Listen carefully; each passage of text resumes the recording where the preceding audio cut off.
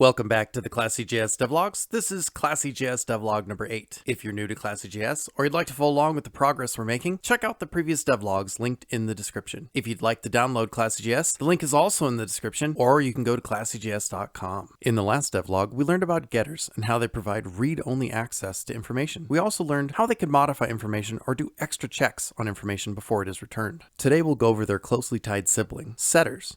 Access is about two activities, reading and writing, or put another way, getting and setting. Let's take a look at how setters work. We've already added a getter for the underscore name property, and you did the same for the underscore sound property. We don't want to change our pet's name, so we'll leave it as read-only, but sometimes our pets make different sounds. Let's upgrade our underscore sound property so that our pets can make different sounds by adding a setter. To add the setter, we'll add pub.set.sound equals, and then we'll add an empty function. Setters are different from getters in that getters take a stored value and send it out, whereas setters do the opposite. They bring in a value and store it. This means we need to get an outside value and bring it in to this method, and we do that by adding a method parameter. With standard method parameters, we use names that tell us what to expect for values. For example, the pets constructor has name and sound as parameters, so we know to expect a name and a sound to be passed in, and that lets us know what to do with those values.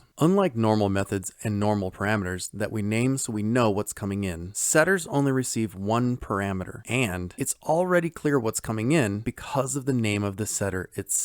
In today's example, our setter is sound, so we already know that we're expecting a sound to come in. So to keep things clear, a good practice is to always use the parameter name value for setters. Let's add it to the setter for sound by adding value as the parameter. As you can see, it's very clear that we're going to receive a sound value into our sound setter. As you build out more setters, you'll find that standardizing all your setters with the value parameter makes your code easier and faster to read. Setters are also different from getters in that they need to store the value they brought in. In this case, we're simply storing the sound value into our underscore sound property by adding this dot underscore sound equals value. Finally, setters are different from getters in that they don't return any value. We don't add a return inside setters, which means we're done. This setter for sound is complete. Let's test it out by going to our main code and right before our dog greets us, adding this dot first dog dot sound equals woof. And let's see what happens. Boom!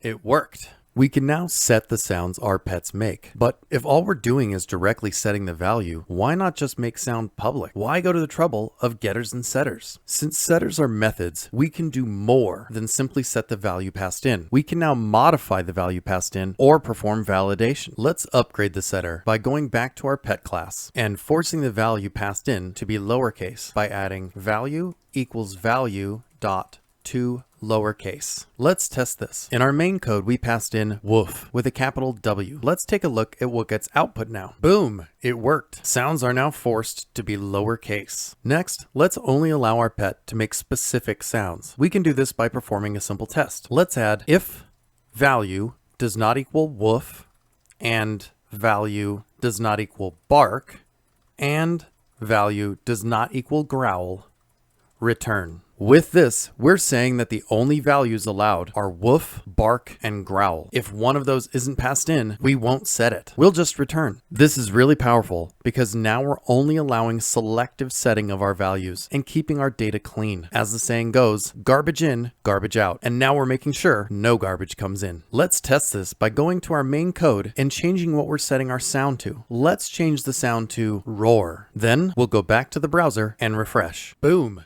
It worked. We see the default sound bark, so we know that roar didn't get set. That's exactly what we wanted. A quick word of caution. Much like getters, setters are both powerful and dangerous. They're powerful because we can modify the incoming value, and we can keep our data clean by forcing the incoming value to be specific before it gets stored. At the same time, the same hidden danger that exists for getters exists for setters. To outside code, it looks like we're simply performing one operation. We're just setting a value, but that is often not the case. The more code that gets put into a setter, the slower it will run. If code needs to be highly performant, and if lots of operations are hidden behind a setter, this can really damage performance and be really hard to find. For this reason, just like getters, it is highly recommended that you keep this code small. It shouldn't do much. If you need it to do more, write it so it appears as a method to outside users by using something like pub.setSound2. This helps someone using your class to see that when they're setting the sound, it's very likely that more things are happening behind the scenes, and they shouldn't repeatedly call this method or it could hurt their speed. Because our code is concise, we'll continue to use the power of setters. Today we added a clean way to control what people set our properties to, which protects our data while providing access to it. We did this by adding sounds that a dog could make. Try adding sounds a cat could make, so that our cat class can also make cat appropriate sounds. Thanks for joining us today for another ClassyJS devlog. As always, please subscribe, give a thumbs up, and if you have any questions or comments, please leave them below.